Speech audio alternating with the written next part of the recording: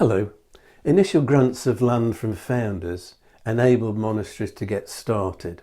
Thereafter, it was down to the community to exploit that land, maybe add to their portfolio in order to support themselves. And estates required management. So monasteries are more than religious institutions, they're also businesses.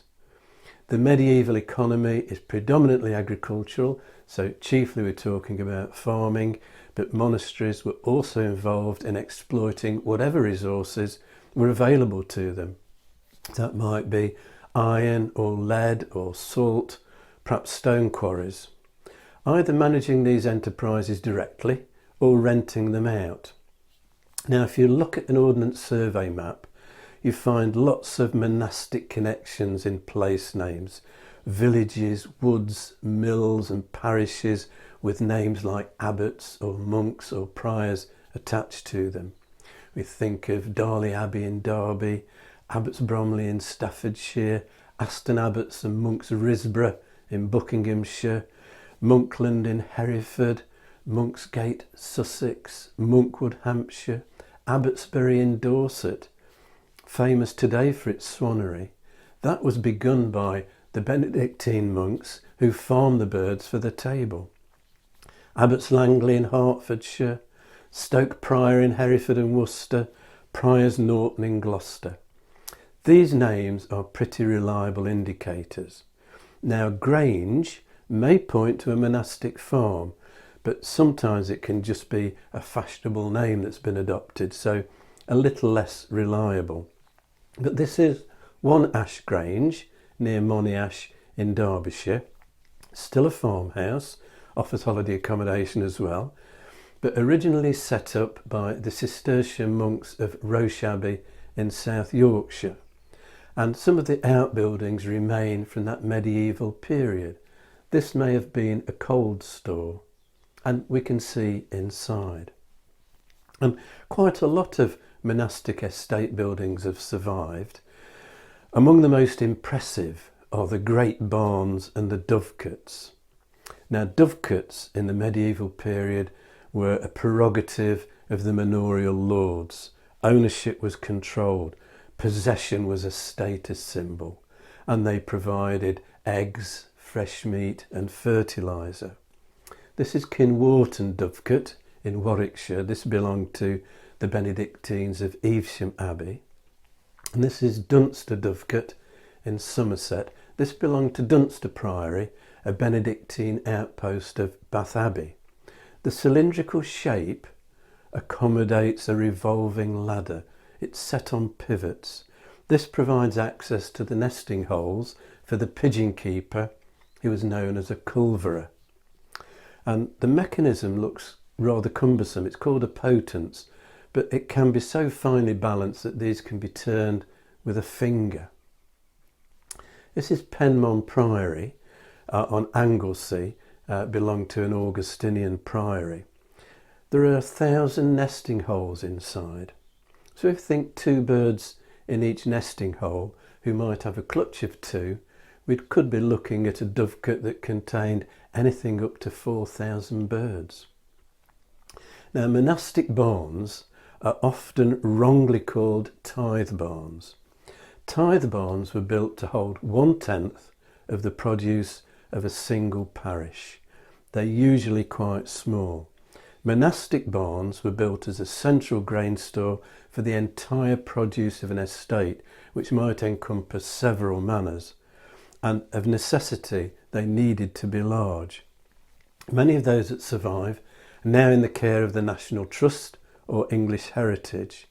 This is Bradford on Avon in Wiltshire, now in the care of English Heritage, but belonged to the nuns of Shaftesbury Abbey, and we can see inside. This is Great Coxwell Barn in Oxfordshire, now looked after by the National Trust. This belonged to the Cistercians of Bewley, and again we can see inside.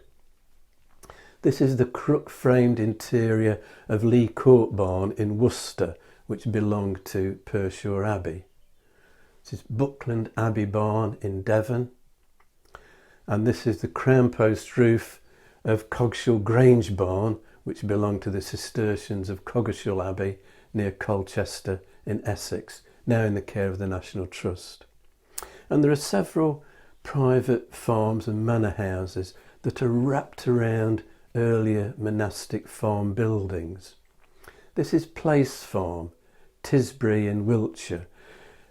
Did formerly belong to the Benedictine nuns of Shaftesbury Abbey, and the gatehouse and the great barn have survived.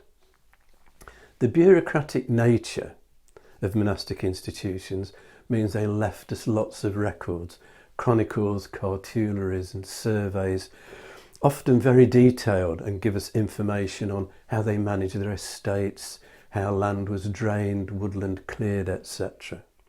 And in these documents, the monastic farms, the term usually used is grangia. The word comes from Latin grania, which means grain, and ultimately gives us our word grange. And the monastic granges might be set within a village, or they might be isolated in the countryside. They will have the same range of buildings as any other medieval farm, but possibly on a larger scale. In addition to cowsheds and barns, they might have their own smithy, perhaps a fish pond. A house may be for the granger, the farm manager, cottages for the lay brothers. And even where buildings haven't survived, archaeology can unpick the history.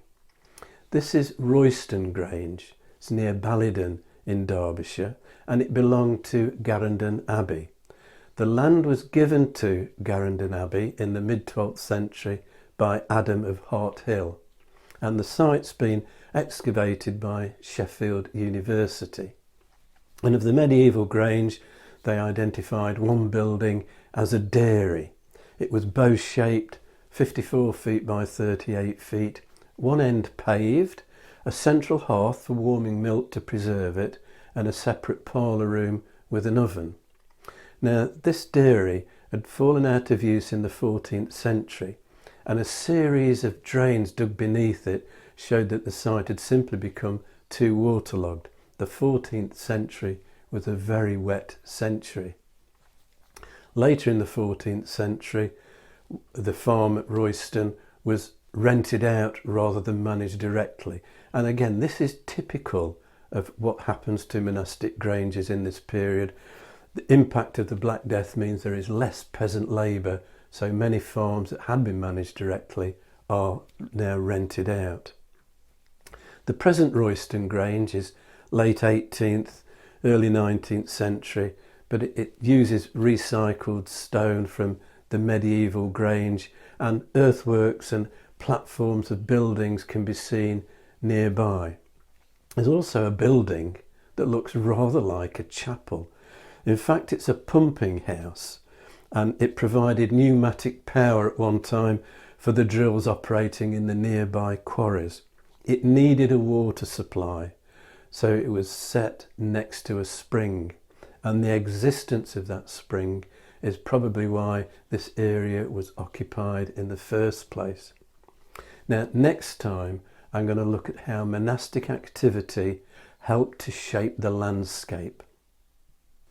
If you've enjoyed this video, hit the like and subscribe buttons and click on the notification bell to be informed when the next video is released, or you can subscribe by clicking on the rose window over my shoulder.